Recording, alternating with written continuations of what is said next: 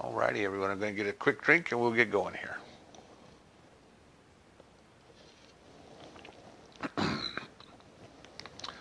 Okay, and thank you again for being with us. Thank you, everyone, for joining us. Just a quick announcement about next week in case somebody drops off before the announcements. We will have a service next week at 11. We realize that a lot of people will be with their families and opening gifts and those sorts of things.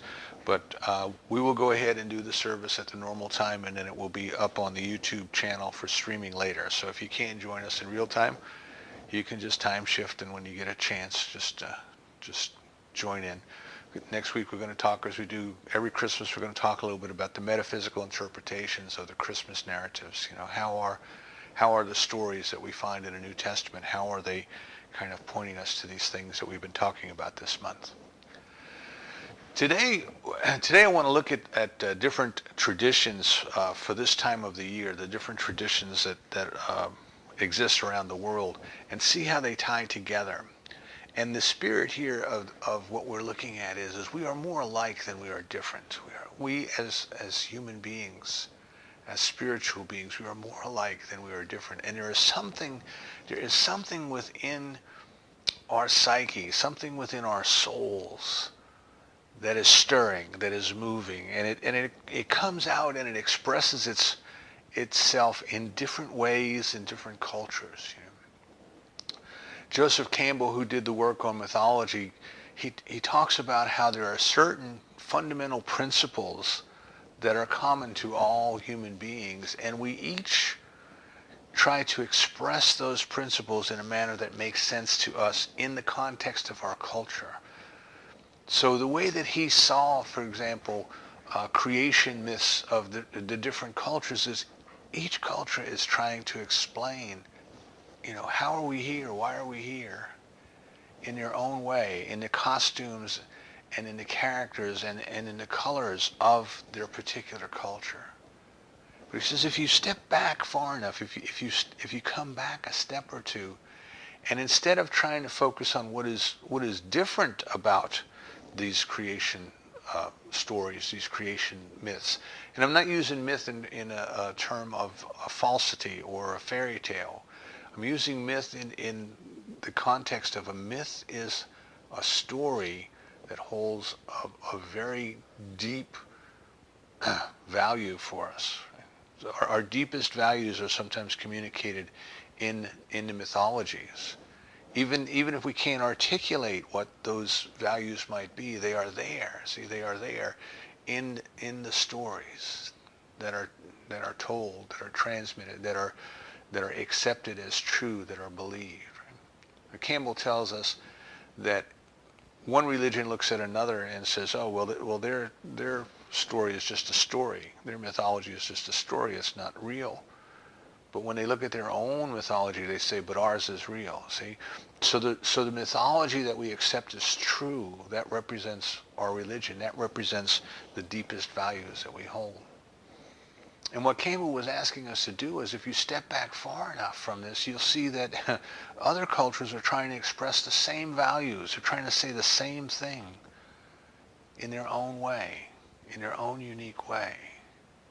And if we can get to that thing, if we can get to the essence of that, which is trying to express itself through that mythology, we will find that we are more alike than we are different. So if we look at the cultures of the world, they all have creation myths. They all have myths about where food comes from, about where fire comes from, and all of those important things. If you look at the work of Carl Jung in his book Man and His Symbols, which I recommend. It's hard to read. I don't know if I've ever read all of it. I pick it up every once in a while, read another 50 pages or so. I've been working on it for about 20 years now. But if you look at Carl Jung's work of Man and His Symbols, he says that there are certain symbols that are common to the different cultures of the world, and they mean similar things to the different cultures in a different world. He talks about archetypes. There's certain kind of beliefs that are fundamental to our experience.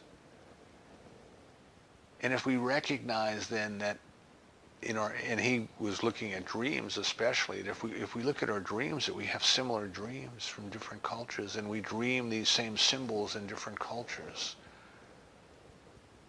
and they have similar meanings.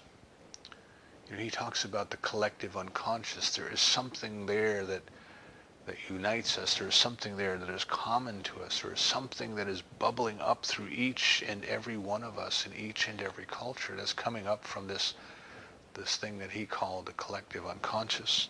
Dr. Holmes called it the race consciousness, the sum total of human consciousness, race consciousness. We're all tapped into it. We're all tied into it. As each wave is tied into the ocean, each one of us is tied into this human consciousness, this collective consciousness.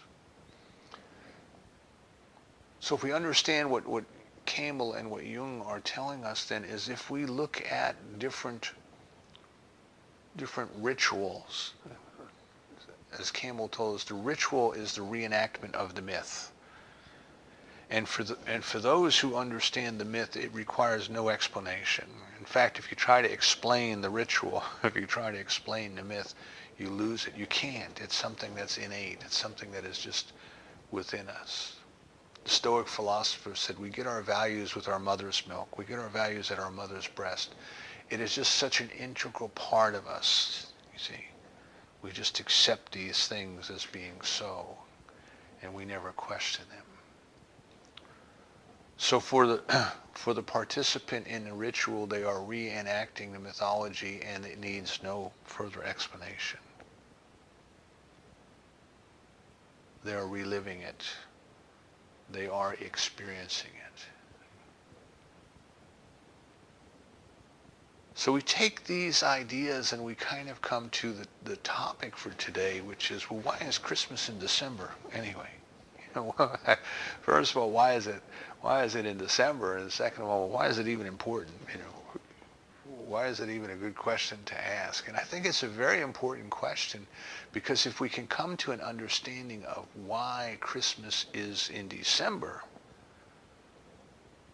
we can maybe arrive at that point that Campbell and Jung are trying to tell us to arrive at, to step back far enough from the trees so that we can see the forest. We can see that there's a lot going on this time of the year. There's a lot of different holidays and celebrations, both religious celebrations and cultural celebrations. There's a lot going on at this time of the year. And just perhaps if we look hard enough, we can find that we are all, in our own way, in the context of our culture, in the costumes and the characters of our cultures, we're trying to point to the same fundamental truth, the same essential truth. As the creation mythologies of the world tell us that the world came into being by the will of a creator, perhaps all of these different events that are going on around the solstice are all pointing us to the same fundamental idea. The fundamental idea that we can then ask ourselves, well, but what about me? See, what does that mean to me, if anything? Remember I told you at the beginning of the month, Meister Eckhart, a Catholic monk around the year 1300 in Germany, where there was something going on. Hildegard was from approximately that same time and approximately that same area. There was some type of a mystical awakening, that was going on at this time. And Eckhart was part of that. And here it is 700 years later. 700 years later, we're still reading the sermons of this simple priest who had a small congregation in Germany. And we're still getting deep meaning out of them. Something was going on. He tapped into something that was much deeper than what appeared to be at the surface level. At the surface level, I mean, a monk celebrating Mass in a Catholic church. As goes on all around the world every day. Why do we remember Meister Eckhart's sermons? Why do we care? See, he tapped into something that was so much deeper than the ordinary, so much deeper than the superficial, so much deeper than just going through the motions, just going through the motions of the ritual. He reached into something deeper, and that stays with us. And what he told his congregation one Christmas Eve was that they had come together to celebrate the birth of the baby Jesus that had occurred some 1,300 years before. But if they didn't know what it meant to them personally, they didn't know what it meant to them, for them, it might as well never have happened. So he was trying to shock the people, I believe, out of their complacency of just saying, well, we're here, we've shown up, we're going to attend the midnight mass, and we're going to celebrate Christmas. And he was telling them, you've got to go deeper. You've got to take it to a more personal level. What does it mean to you? What is your understanding? Is your understanding the same today as it was last year and the year before? Next month we go back to the basics and we start out asking our people about your idea of God. How has it changed? Do we still believe in the same kind of God that we believed in when we were 5 years old? What is our understanding about this time of the year? What is our understanding about Christmas? Is it the same as it was when we were 5? Is it the same as it was last year? Are we able to go within and say there's something deeper going on? There's something mystical going on at this time of the year. So that's what we want to look at today. Why is Christmas in December in the first place? Why is it even here in the first place? And the reason I pose that question is that if you look in New Testament theology, if you look in New Testament scriptures, December 25th is not mentioned anywhere. Nowhere is it written down that this was the day that Jesus was born. And the date for the observance of the birthday of Jesus, the birthday of the Christ, has been fixed at different times by different people. Some people said it was in the spring, some people said it was in November. All different times, because there is no fixed date given in the scripture. And we're given some kind of, conflicting information. We're told that the shepherds were out in the fields with their sheep. And that wouldn't be December. That would not occur in December. They wouldn't be out there. The weather would be too nasty. It would be cold. The grass would be, kind of dormant until the spring. So the fact that, December is not the date is pretty well established. Also, other scholars have gone in and they've been able to calculate a relationship between the ages of John the Baptist and Jesus, and there's something in the New Testament that says when Elizabeth was 6 months pregnant with John the Baptist, that's when Mary visited, and John the Baptist leapt in his mother's womb. But the scholars have been able to calculate when that was based on a religious holiday that is mentioned at the time, and they've been able to figure out that probably September is a more likely month for the birth of Jesus than December. So when it actually happened is not as important as perhaps why was it fixed in December? Why was this date put in December? And why is it even celebrated? You see, this is another question.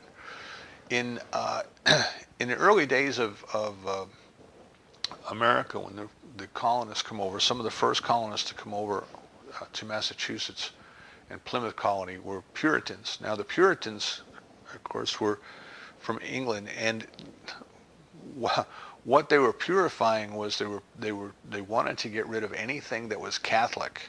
They wanted to get out of their religion. They were true Protestants in that sense, protesting against the Catholic Church. Charles I of England, wound up being beheaded. He had married a Catholic woman. There was this great sentiment that anything that was Catholic they needed to push out. And one of those things was Christmas. So when they got here to the colonies, it was against the law to celebrate Christmas Day. If you were to close your store on Christmas Day, or if you were to call in sick to work on Christmas Day, you could be fined. You could go to jail. Because they did not want people to celebrate Christmas. And they didn't want people to celebrate Christmas for two reasons. The first one was it looked too Catholic to them. And the second one was that Christmas to them was not as important as Easter. And the important holiday for them, the important Christian holiday, was Easter, because that was the resurrection. The birth of Jesus was not as important as the resurrection of Jesus in their theology, in their way of thinking. But nevertheless, over the years, the desire to celebrate at this time of the year was so strong that what happened is people were leaving the Protestant churches, at least for Christmas, and they were going over to the Catholic churches to celebrate Christmas with the Catholics. The desire to celebrate, the desire, the feeling that something significant was going on was so ingrained in the people that they wanted to go and they wanted to celebrate at Christmas time. And if you drive by many churches on Christmas, you'll notice the phenomenon that the parking lots are overflowing on Christmas Day. The rest of the year they might be half full or empty. But on Christmas Day, the churches are packed, you see. There's something about the human nature that wanted to celebrate at this time of the year. So eventually the churches in the colonies had to start incorporating Christmas celebrations in there because they were losing too many people to the competition. If we go back in time way, way before Christianity was here, before 2,000 years ago, see, there's something about this time of the year that people celebrated. People felt that something special was going on. That's what we want to try to get into today. So what was happening when the early church, the early Catholic Church, was trying to come up with when were they going to celebrate the birth of Jesus? There was already this big festival going on in Rome called Saturnalia. And it was going on around the winter solstice. Now, many cultures have winter solstice celebrations. An important time of the year. The light is coming back. Keep that in mind. The light is entering the world. And Jesus was called the light of the world. The light is coming back. So in Rome, where the Christian church was trying to get a foothold, there was already this big party called Saturnalia. They were celebrating for their god Saturn, the god of the harvest. Another interesting point to consider: why celebrate the god of the harvest at the winter solstice? What's that all about? See? So, as one culture tends to collide with another culture, as cultures collide, the dominant culture starts to absorb the traditions and the holidays of the other culture. They just kind of get melded together. They just kind of merge. So that over time, the two traditions tend to become one. You can see in Ireland when Catholicism went into Ireland, we have the tradition of Saint Bridget, who is one of the first Irish saints, one of the early Irish saints. But before there was a Saint Bridget, there was a Celtic goddess Bridget. And what happened is these two characters kind of merged over time. And what they symbolize, what they stand for, what they represent, tends to become very much the same. So one group of people recognized Bridget as the Celts, and another group recognized Saint Bridget as a Christian. But what they represented eventually comes to to look very much the same. You also see this in the mythology if you go from the Greeks to the Romans, that the god had one name in one culture and another name in another culture. But if you look at the characteristics of the god, what they stood for, they were the same. They were the same, but they were called by different names. When the Nazis started to take power in Germany, Hitler was very aware of the power of propaganda. He developed an entire chapter 4 in Mein Kampf, to propaganda, which, by the way, he said he learned from the Allies, from the British and the Americans. And he knew how important it was to gain power, to use propaganda. And what they did was they took over the holidays that the German people were used to celebrating, and they turned them into Nazi holidays. So the same time of the year, for example, the beginning of May, when they would have the May Day festivals, they turned them into a celebration that was tied into their philosophy, Nazi philosophy. So this idea of one culture coming in and kind of assimilating the holidays and the important gods and goddesses and the important symbols of another religion or another philosophy or another culture has been going on for a long time.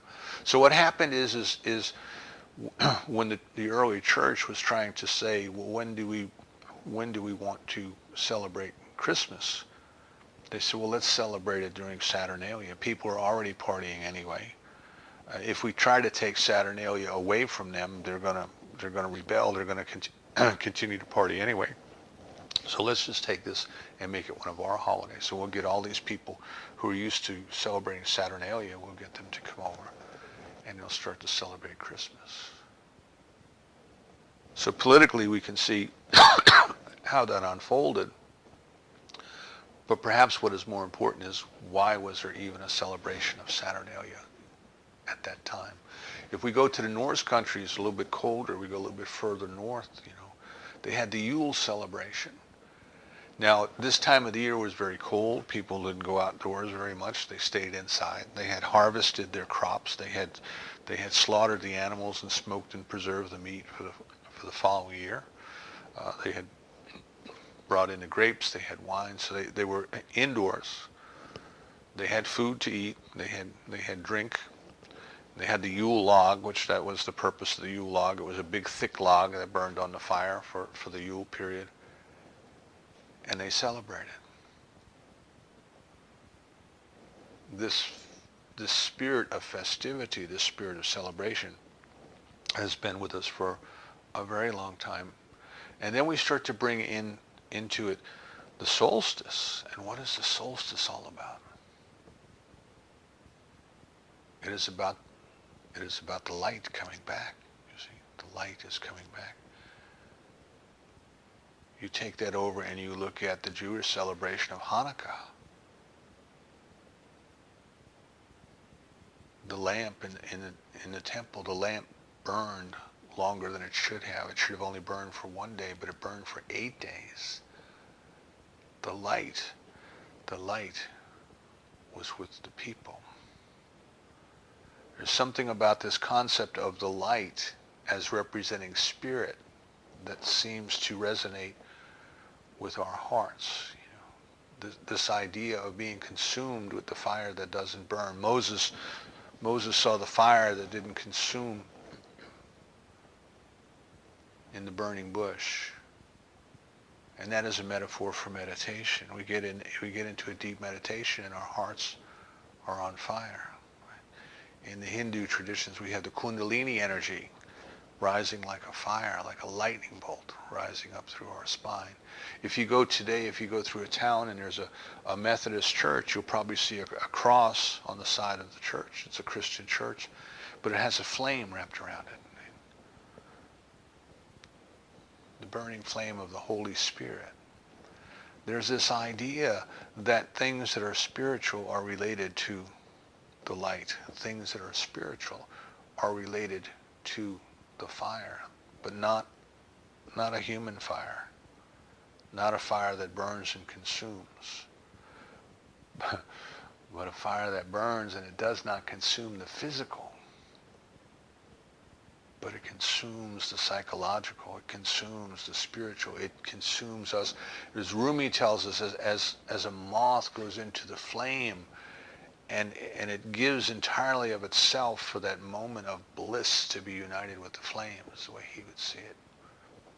This is kind of the way that a mystic describes this conscious awareness of the union with the presence of God. Blinded by the light. Blinded by the light. And remember, the very very first act of creation, if we go back to the beginning, you know, in the Old Testament, in the creation mythology, we're told that in the beginning there was darkness, and then God created the light. And the light is enlightenment. Right? Because if you look at that story, the light was created on the first day, but the sun on the third day. Say, well, where did the light come from if the sun wasn't created until 3 days later? Enlightenment, the first step of the creative process. Enlightenment. So for people who were tied closely to the earth, as our ancestors were when we depended on, you know, on personally going out and digging the soil and growing our crops and raising our animals, these people were very much in tune with nature and very much in tune with the cycle of life. In fact, you know, the wreath that we put on our doors, the Christmas wreath, that was a symbol of the wheel. See, the wheel of life. The wheel was turning. If you could imagine what it's like, many of us don't have this experience anymore because we spend so much time indoors. But if you can imagine what it's like to be outside for an entire evening and watch the star rise on the east and watch the stars rotate as they go around and then they set in the west. And you can, if you were standing in a position where you could look at the North Star, it would look like the North Star is the center of the wheel. And it would look like the entire sky is just rotating around it until the sun comes back up and you can no longer see the sky. There's this wheel that's churning. And what the ancients saw at the solstice was that was the time of the year that the sun was the lowest in the sky, in their hemisphere. And it got that low, and it took a couple days, typically around December 25th, it took a couple days before they could physically observe the fact the sun was now getting higher in the sky. The days were in fact getting longer again. This was absolute of paramount importance, because if the sun didn't come back into the sky, if the sun didn't come back into the sky, nothing would grow. There would be no spring, there would be no planting, there could be no harvest. Life as we know it would come to an end. I mean, think about that. Every bit of life that we know, that we depend upon on this earth, comes from the sun, comes from the energy of the sun. The grass that grows, the food that grows, the animals that grow, the movement, the evaporation of seawater into clouds, the movement of the clouds over the land, the rain, everything that we depend upon for life comes to us from the sun. So you can imagine what it would be like if the sun were to, one year when it came to the stop. See, in the ancient way of thinking, the wheel stopped turning for a day or two or three. The wheel stopped turning. And then on the 25th, it started to turn again, and the days got a little bit longer. And in some cultures, they didn't do anything that required turning. They didn't churn butter. They didn't run the mills. They didn't do anything, because the wheel of life had come to a halt at that time. Now, I take a slightly different take. I know that many of the people who write about the solstice the ancient people holding the bonfires and all of these religious ceremonies at the time of the solstice, they painted in terms of superstition, that people were afraid that the sun wasn't going to come back. And they were trying to coax the gods to send the sun back by lighting their bonfires and things like that. And you read a lot of that when you read mythology, that people try to show God what to do. If we burn a fire, maybe God will pay attention and send us light back. And that was the thinking. My personal belief is, I think that people were so deeply connected with life. They were so aware of their connection with life that this was a sacred moment to them, because it was the epitome of their connection. It was, even though the sun was at the lowest point in the sky, it was the highest point of the spiritual cycle. Because as soon as that sun came a little bit higher in the sky, the promise of life was being fulfilled. Yes, we have another year to live. Yes, we will have crops. Yes, we can plant in the spring. Yes, we will have rain. Yes, the animals will grow. Yes, the babies will be born. Yes, we are connected to something that is so much greater than we are. And we can see it symbolized right here at the solstice. I want you to think again of the symbology of the sun. The sun kind of stops for 3 days, and then it rises again.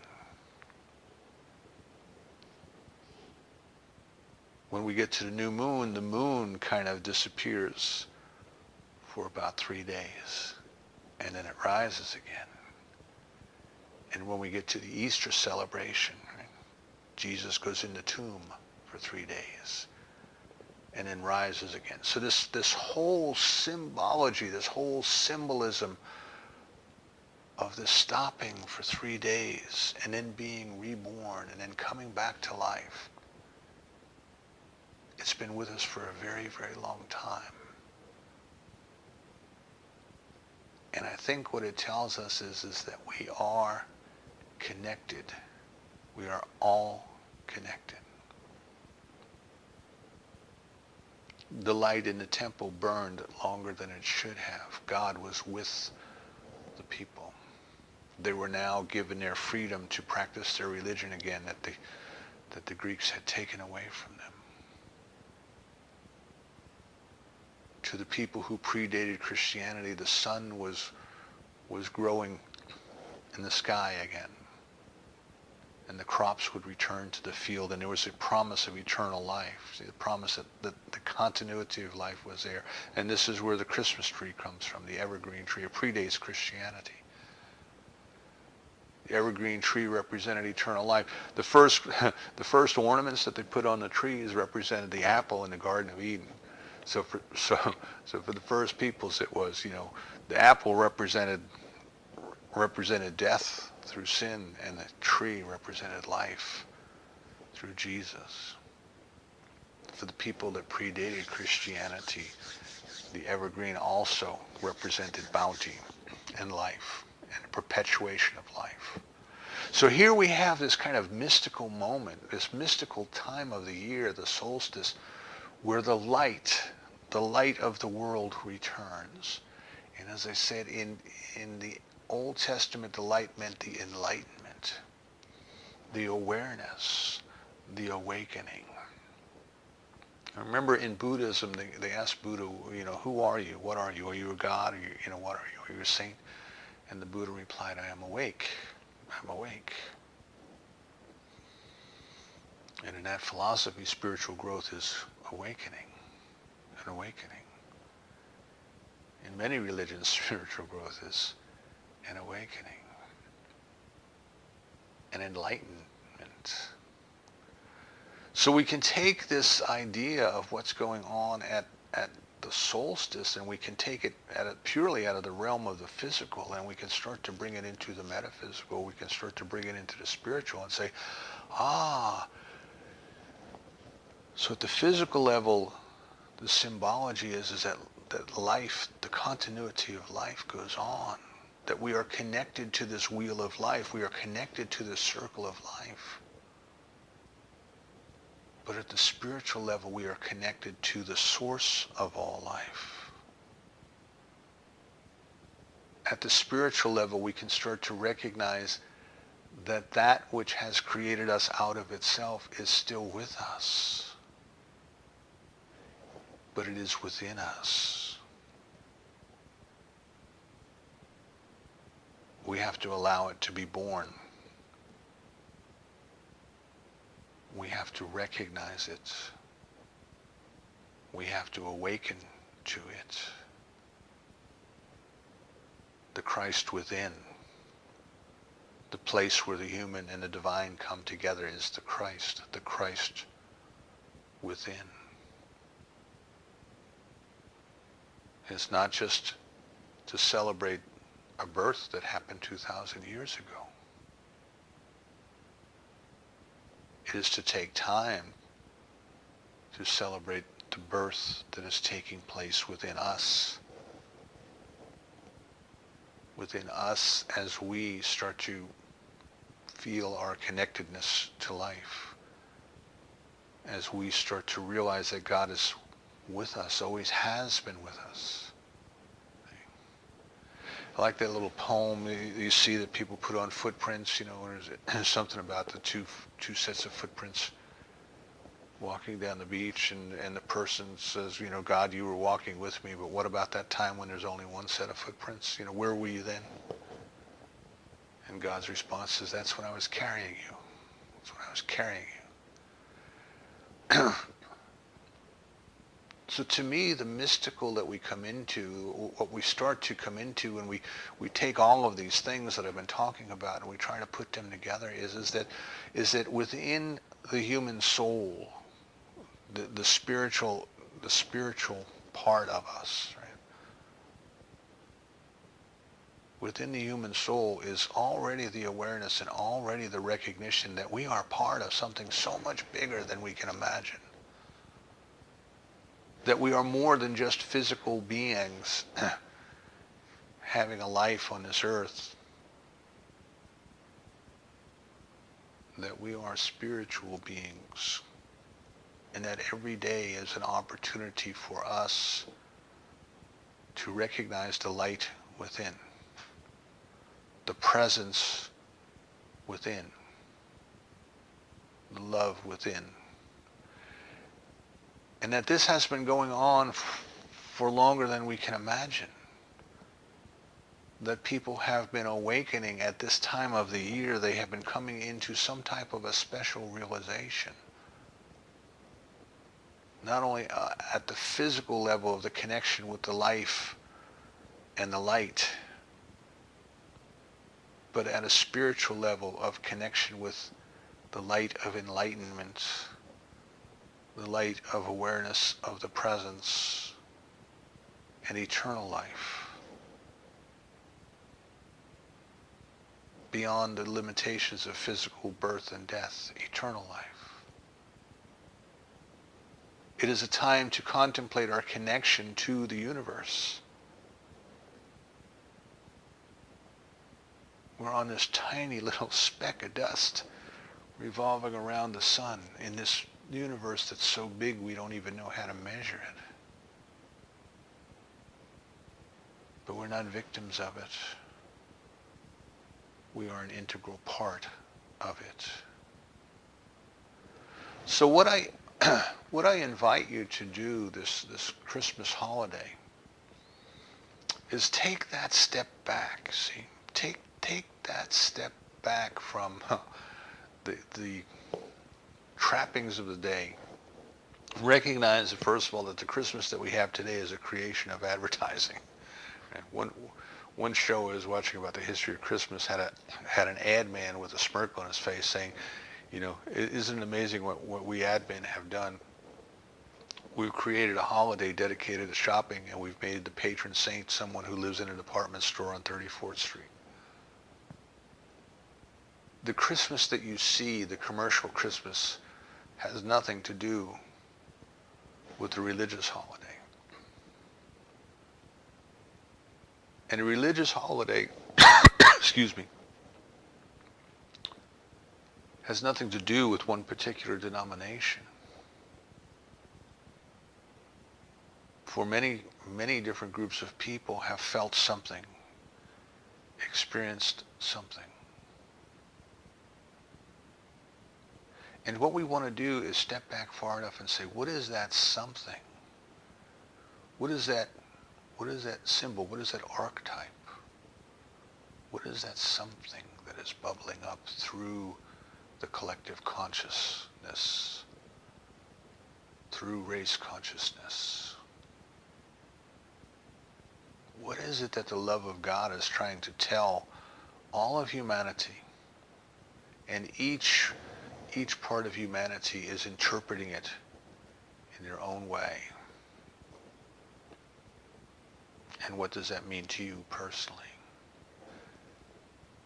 And to me, what it is telling me is that the presence of the divine is already here. It is moving the earth. It placed the sun in the sky. It beats our hearts. It made us for itself. And as Aquinas tells us, our hearts remain restless until they repose in it. There is that within us that is causing us to seek it. And since it has caused us to seek it, our success is assured. This time of the year, this Christmas holiday, when we come to realize the birth of the Christ is within our own soul. It is our enlightenment, our awakening, our feeling of connectedness to the wheel of life, our feeling of belonging, our humble experience when we realize that all of the love, all of the peace, all of the joy, all of the goodness that we attribute to God is right here within us.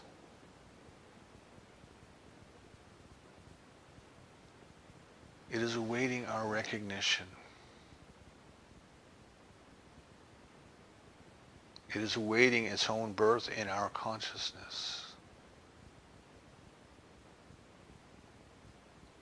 It is awaiting our celebration.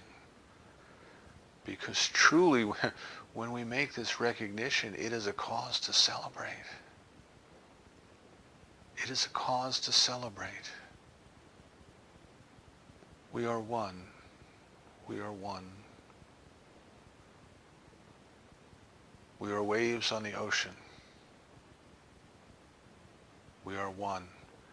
And people for thousands and thousands and thousands of years have been trying to find a way to express this that is meaningful to them. I invite you this year, contemplate what these things mean to you. Find that presence within. And then find a unique, wonderful way to express it so that it has meaning for you.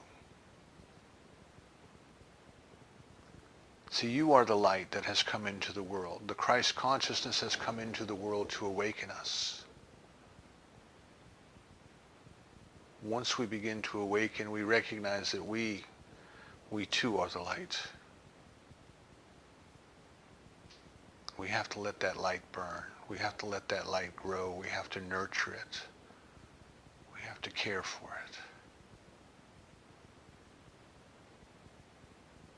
Let's recognize this year, as we contemplate the gifts that are giving at Christmas, that the greatest gift of all has already been given, and it is within. And the greatest gift we can give to one another is to share. To share that love, to share that peace, to share that joy. So let's celebrate this year. Let's celebrate the beginning of a new year of spiritual growth. A new year in which every day, as the sun grows higher in the sky, the love of God grows deeper in our hearts. The experience of God grows more profound every day, every day. And when we come together next year at the solstice, we will be able to begin again from a new position, a deeper position of love. You are the very love of God who has come to this earth to make that discovery and to express it. I invite you to let this be the year that you do so. And so it is.